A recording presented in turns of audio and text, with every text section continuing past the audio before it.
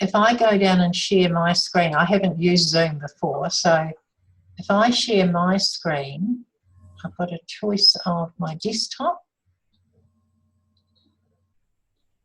and then share screen. Right, okay, can you see my screen? Yep. Okay, I'll just close a couple of other things. So in terms of, I'll come back into Xero. What the situation for us is that we are Xero partners, so we've now got just over 100 schools, and because of the Ministry of Education compliance reporting, what we do is we set up a chart of accounts. So I'll just come in, this is Brockville School that I'm using. So we have a chart of accounts which obviously meets international accounting standards and meets the Ministry of Education's needs, but we also have to meet the school's needs. So every school will choose the type of codes that they want, the type of ledgers, and we set that up with them. And we also make sure that if I come right down here to the balance sheet, this is a very big chart, we set up the balance sheet in the way we want. So we've got obviously the bank accounts, current assets, current liabilities, fixed assets and the equity. And because they are ministry funded as well as locally funded, we've been able to meet that need. So the school's chart can be unique to them, but has to meet obviously best practice. Now, what happens is we don't bother going into the budget manager in Xero and putting the budget in there because it's extremely cumbersome. Because Xero lists it alphabetically, you can't even sort by number, and we only want an annual budget for our schools because we're keeping it simple. And the fact that we can't do a balance sheet budget, we've just discarded that. So we've stopped using Xero for the budget. And because the reports are very, very business-like, we started to use profit and loss and balance sheet, but we weren't getting what we needed. So we went down the track of setting up our own add-on. And what we do for that is that we go into what's known as Monty here. So we set up a school, and I'll show you how I set one up from scratch basically, but I won't complete it. So the login is my email address. The user sets up a password. They manage their own password options here. So when I log in, I'll just move this little box here. What I've got is all of the schools up here that we've set up in Monty. Now I'm going to choose Brockville School because I know that relatively well. We've kept it very simple down the side here. So we've got our own tip sheets in here, and we've written our own tip sheets for Xero schools too. So they all use our tip sheets, not the Xero help. So we've set up tip sheets in here, and our schools call this step-by-step instructions. So a little bit of text, a snapshot of where they're going so that it's easy for them to manage. So we've done that ourselves. Oops, I'm going to have trouble getting into so many of these headings here. So I have to come back into Monty, sorry. That was me clicking the wrong area. And then under setup, what we've done here is that, I'll just click on setup. So Monty syncs with Xero overnight. So it syncs during the middle of the morning, about 1:15 a.m. But you can also run a manual sync just by clicking this button at any time. And that will then go and link the data and sync Monty with Xero so that all of the codes and all the journal data comes through. So it's always up to date. I'll just let that carry on in the background. The other thing that we've done is that we've set up some groups. So we group all the codes, we set up budget holders for reporting, and we set up categories which meet the ministry needs. So what happens when I go and set up a new school, I'll do a brand new one for you. So this school works with us in Xero, St Gerard's School, Alexandra.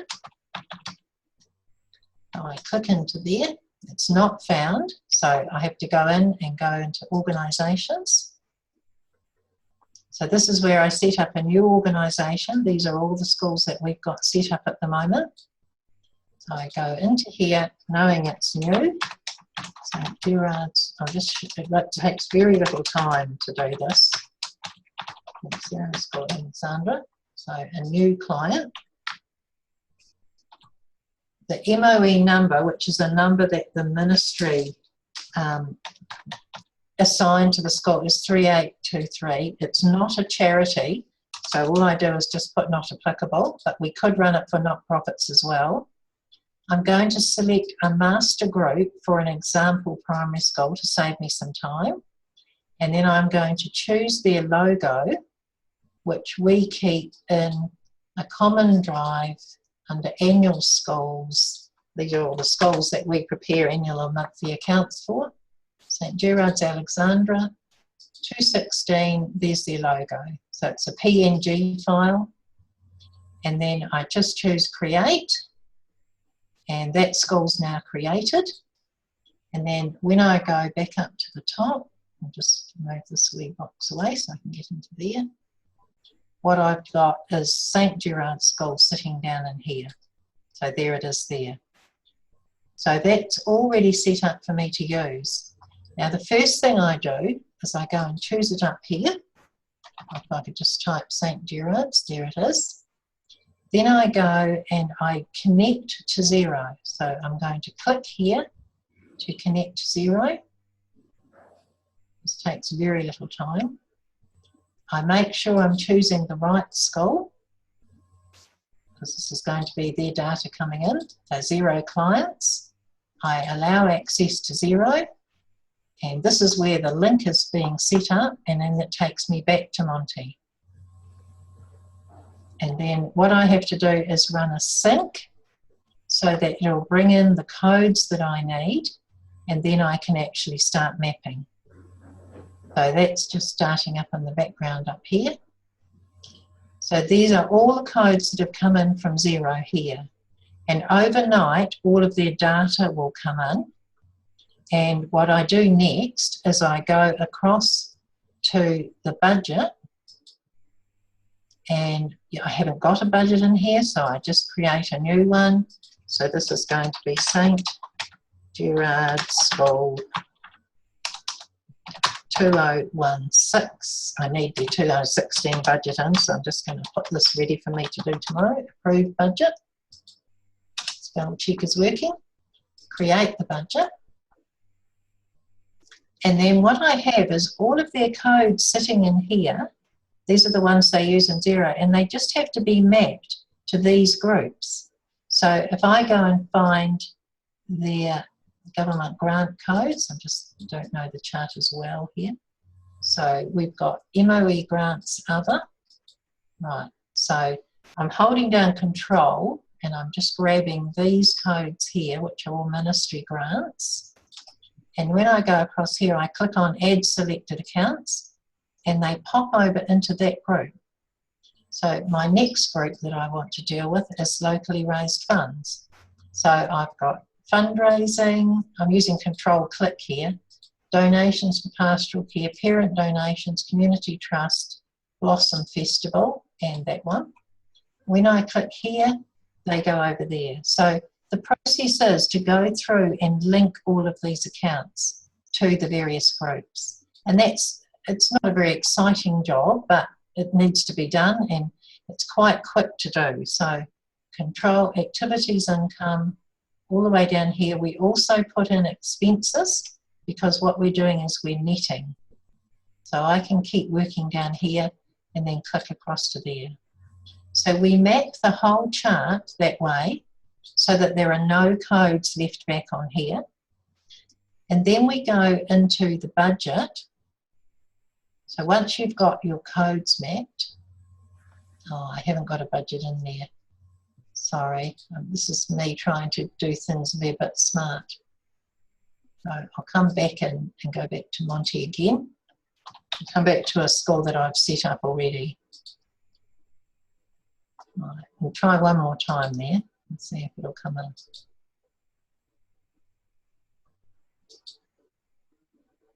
No, I'll come back in. I'll grab one that I've done. So it's HTTP Monty. And I'll come back and go to Brockville. We've moved to a new server today, which won't be helping. So this is Brockville School 216 revised budget. And when I click on here, this is their group that we've got, and these are all the codes that we've mapped.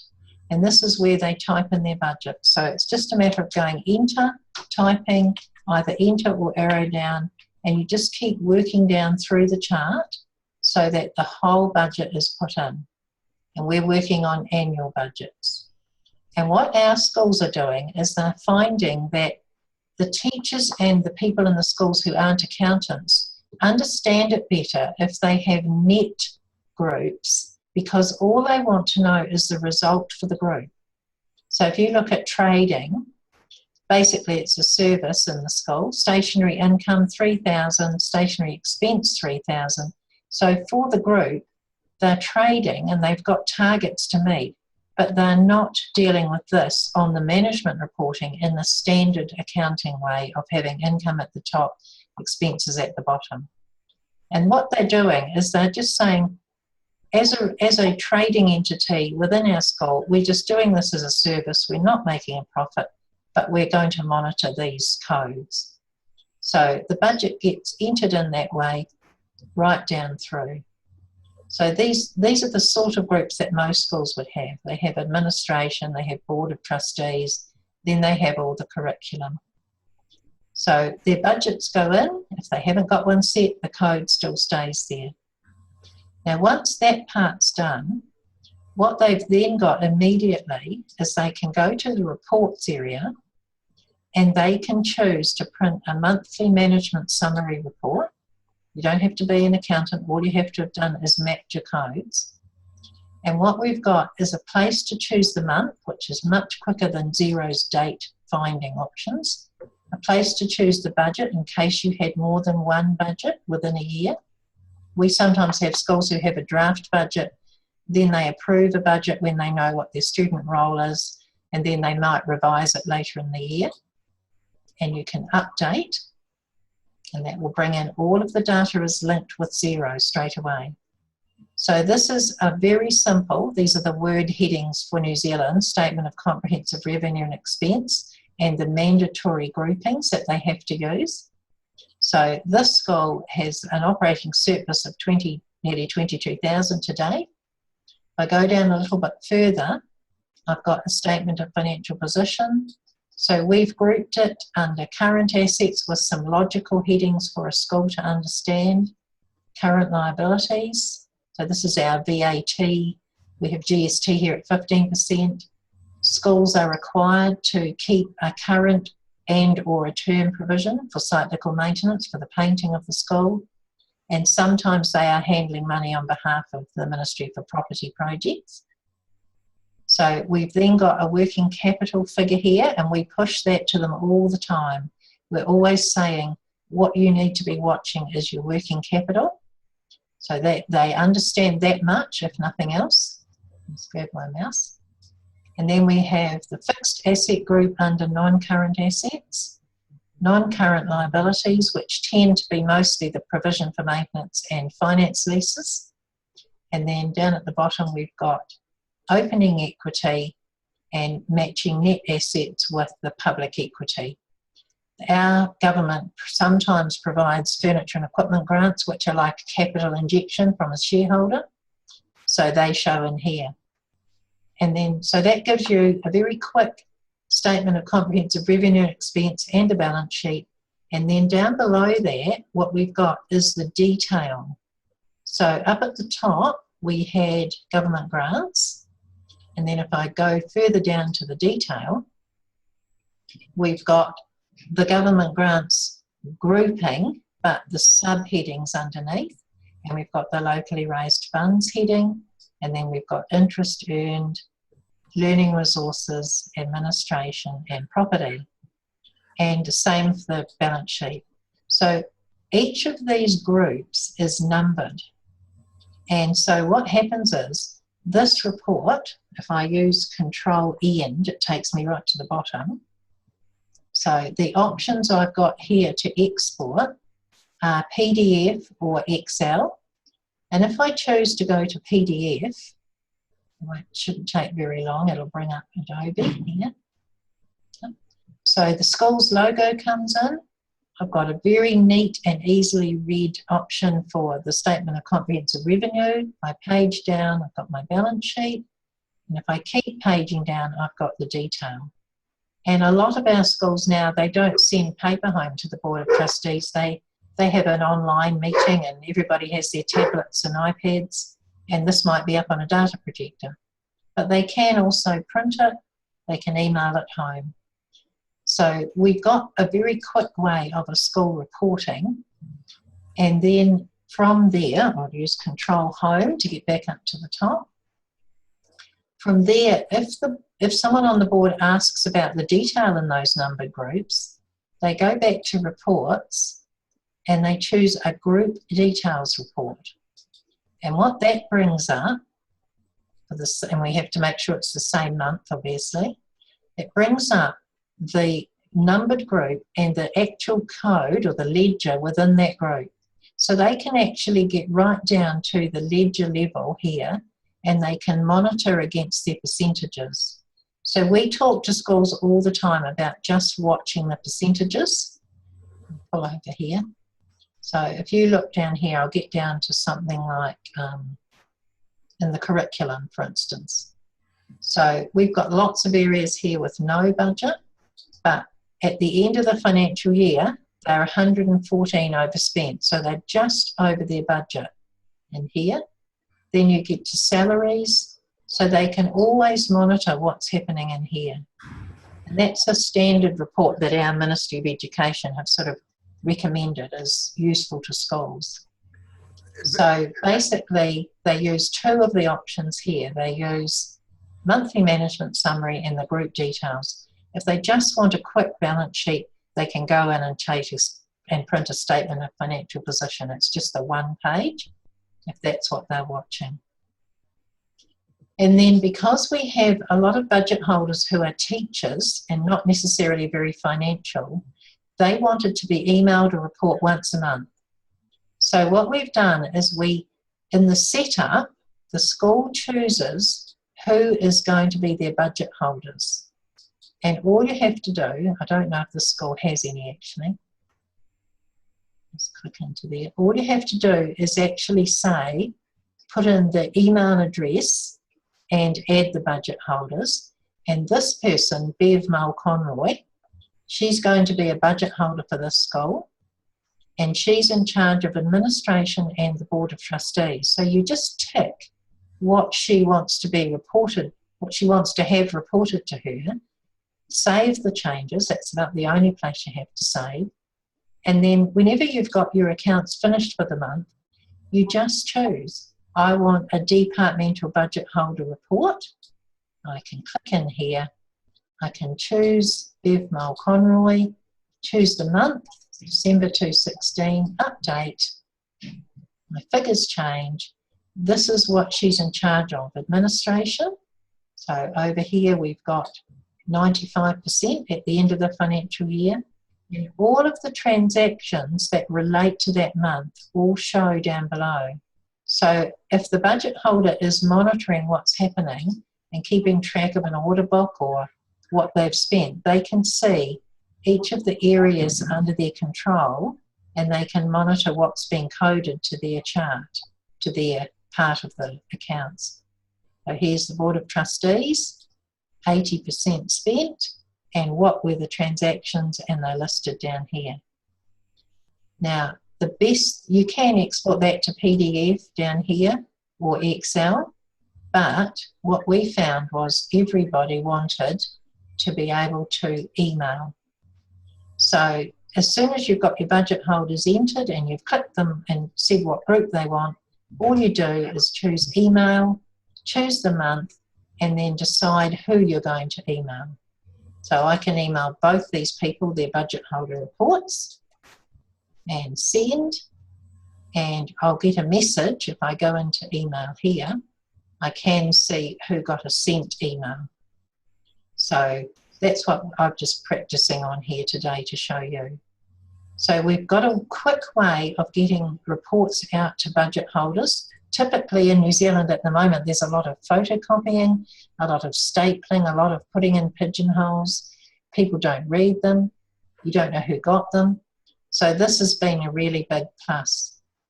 And that relies on a group, but activity budget holders, this relies on someone saying, I've got a budget holder and I want to assign a specific set of codes to them. So I would have to set this up now, but you can pick any code from anywhere in the chart and say, maybe it's rugby, that this particular teacher wants to know what's happening in rugby. And once you've assigned the codes, then you can go back to reports and you can email those reports to them. So that's how we've covered the reporting to a variety of readers where they're not always particularly financially knowledgeable, but they're expected to increase their understanding as time goes on. And then our Ministry of Education has the annual reporting Kiwi Park Model report, which is now mandatory. When the accounting standards changed in 2015, the external reporting board of our Institute of Chartered Accountants decided on a standard format for reporting, and our Ministry of Education adopted that and changed it a little bit. Now, I think I've sent you the link to the Kiwi Park. I don't know if you've had any chance to look at it. Yeah. But pardon? So there's a model annual report here, and that's what schools have to meet once a year. And if your Department of Education doesn't have anything already, I would suggest this is a very good model to start to base it on. I couldn't see that it wouldn't fit most countries really, you've all got administration, and you're probably all ending up with very similar requirements. So, can you hear me all right? I'm fine. It's perfect. It really is. Good. Okay. So this is the Ministry's end of year reporting. So we have to make sure that all of our account codes, budgets and results fit into these headings. So what's happened is, I'll just take that off there now. What we've done in Monty is under the setup, we have pulled in what we call the master categories. If I click in here, we've got, set that wind up. So we've got categories which meet the Kiwi Park model and a subheading and a master category name. So all of these are designed to fit and mirror the Ministry of Education's requirements. So they have a heading for government grants, but it has lots of subheadings. It's revenue. They have a heading for local funds, and you have to separate it into revenue and expense. And these are the subheadings that the schools can use. So that's the master category sheet. That's already in the package. And then what the school does is they go back to the mapping area. So we go back in here to our budget. And this time, instead of a group mapper, we choose a category mapper. We click in here, and each of their codes, so I'll again grab these ones. So these are ministry grants, they go into here. Then we've got fundraising here, that goes into, I'll just go a little bit further down, donations or fundraising income into there. Now I've made a mistake, that's actually fundraising, so I take it back, click on it and put it into fundraising. So it's very easy to assign your codes to the Ministry's annual reporting format. And once that's done, I won't bother spending a lot more time on that. This is what our staff are currently doing at the moment, because we're getting ready for the annual reporting. Once you've got all of your codes mapped, it's just a matter of going to the reports and choosing the Kiwi Park model export. So So this gives us an export of the account names, the codes, the type of account within Xero, the client name, and the Kiwi Park category. So you can see the ones that I had mapped in here. And these are annual balance. I need to go back to December, of course, because that's our end of year. So we've got closing balance, annual budget, and last year end, which will only have comparatives for balance sheet. That's all we're requiring at the moment. So all of that is produced just simply by mapping those codes to the categories.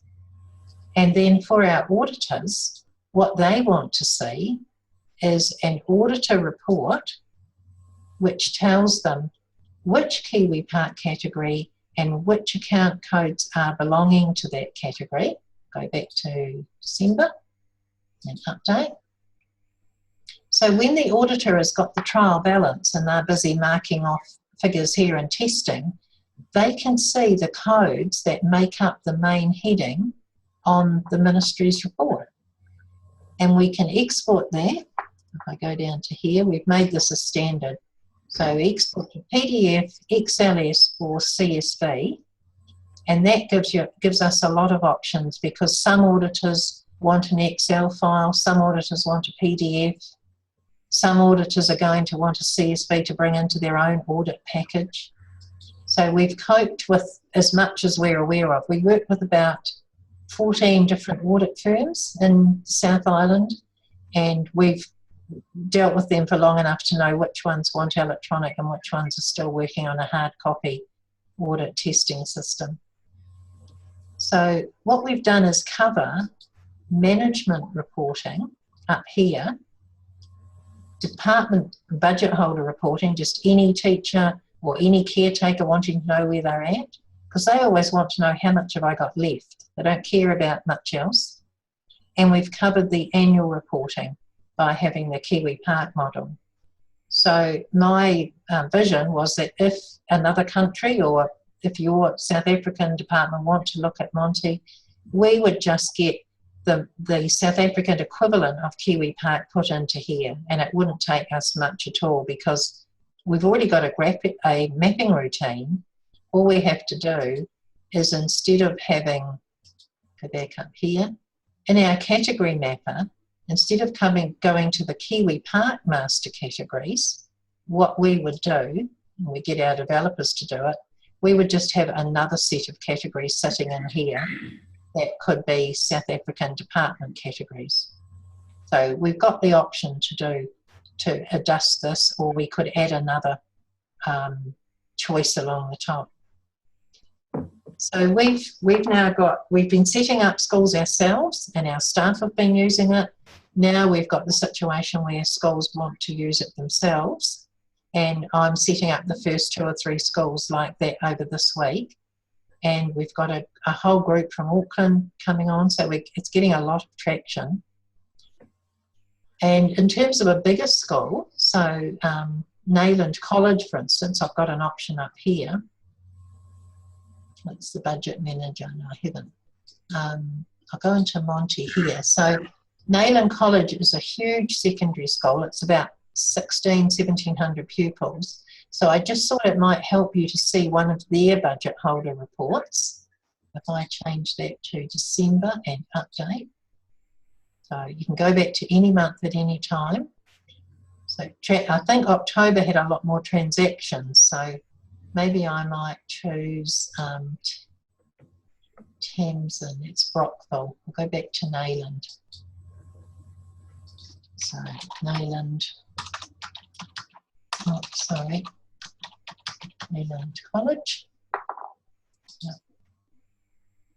And choose the Nayland College budget holder report. And Tamsin Armstrong works for us as well as at Nayland College. So this is a December report for the head of art department. They've got these codes under their responsibility: recoveries from students, expenses, then they've got resources and materials, photocopying, and they also have a special photography course, and they've got a salaried art assistant. So that's what they're in charge of. That person's budget is 20,200. This is what they've got left to spend, and that's the percentage of budget spent today. And then down here, they can see all of the transactions. So some of our secondary schools use Kmart and some use Edge, and Edge is obviously covering all the year levels. So if the batch has come in from a student management system, it shows like this, and then you can see that the costs down below. So everything that they've done shows in there. Just see if I can go back to October and update. So October's got a lot more detail, so lots of recoveries, and here's a lot of transactions. So these are from the 1st of October right through. These are all of the firms and the details of what they've spent their money on. The teachers like to see the gross amount, the tax on it, and the net, because the net is what gets coded to their budget, but this is what they remember signing. So our teachers are used to having an invoice put in front of them, signing it off as verified and part of their budget. That's the amount they'll remember paying, GST inclusive, but it's this amount here, the net, which comes off their budget. And that's taken a lot of training to get teachers to realise all of that. And there's the payroll coming through for the various, for the art assistant in here. So they've been journaling there. You can see the source of the transaction on the side, whether it's an invoice or they've just spent money by paying that day, or they've, the other ones up here will be invoices too. So we've covered what we think is important for schools in terms of reporting internally and externally. And at the moment, we haven't got any requests from anyone to do anything else, but I'm sure as schools start using it, we'll get some. And then we've got the option to add another button down here if there's something specific, but I suspect it'll be reports that they want us to add. This is the area that you'll probably find changes. In New Zealand, and our company specifically, I'll go back to where we've got our organisations, we encourage schools to have just simply an annual budget. So I'll let that pick up there. But there are some schools who want to do a monthly budget. So we have allowed for that within the package. And that's something that they can do, but we have to set it up in the background in the beginning. So I don't know, does that give you a sort of an overview of how Monty works? And I think it's brilliant. I think it's, as you say, it's tailored for the needs of the schools. It's adaptable enough for them to be able to understand. You're not trying to make financial people out of teachers, but they're given enough information for them to be able to manage their budgets. And we've had very good response from our auditors, because and the other accountants, because we're still using correct accounting terminology and we're still providing the right reports. So, you know, they've got all the detail they want. If they want to understand, this is quite a complex balance sheet here, if they want to, they can understand what all these terms mean, but if they're not interested really, we can tell them what they have to start looking at.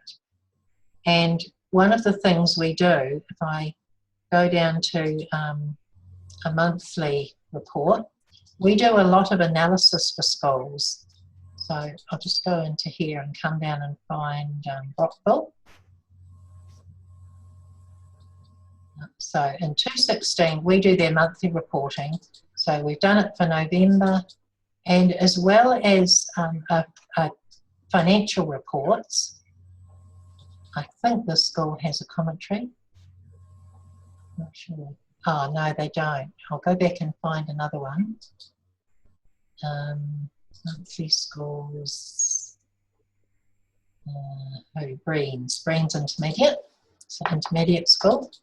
So November 2016, this is their commentary. So as well as a financial report, we also do a written commentary. So what we're doing is we have a disclaimer at the top because they're doing the data entry, they're putting it into Xero, we're just checking it and taking what we can. And then we indicate to them what we're reporting on, what accruals we've done. We give them some key financial indicators here. We focus on working capital. Then we give them a quick summary about their balance sheet, what's their financial position like, what's happened with the current assets, what happened with current liabilities. Then we give a little summary about their income and expenditure. They've got better government grants. This is why they've got a positive operating result. We focus on percentages, not figures, rather than a lot of detail. And then we highlight anything where we think if there's a risk, it could be with the personnel. And then we give them the largest transactions, which is probably not governance reporting really, but people find it interesting. So we have parents on our governing bodies and they like to know what are the biggest deposits, what are the biggest payments. We say there's been 2 payrolls. Our schools get a teacher staffing entitlement. They don't see the money, but they're allowed to use their bank staffing. So we always comment on that. And then we mention the debtors and creditors, and we generally say nice things about the people doing the work. So,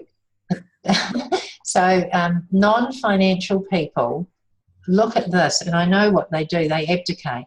They stop looking at the figures and they just read this and they think, oh, solutions and services think we're doing okay. And the auditors like this format, and so do the Ministry of Education, because they know that the principles aren't all very financial, but this is readable, and we highlight things to them. We say to them, you shouldn't have a big amount of debtors, particularly if they're not current. And we keep focusing on the trend. So is your working capital increasing? What's your budget? You've got a budget deficit, but look, this is wonderful. You've already got a surplus. So we've tried to be quite simple about that. And we've got some schools that are very tiny. So Dovedale School, they're really tiny. They've probably got about 40 children in the whole school. So their commentary report is much simpler. So very short little summary. We just mention the working capital. What's your result to date? These are some ledgers that you might want to have a look at, because either your budget is terrible or you've overspent a lot. What have you spent on fixed assets?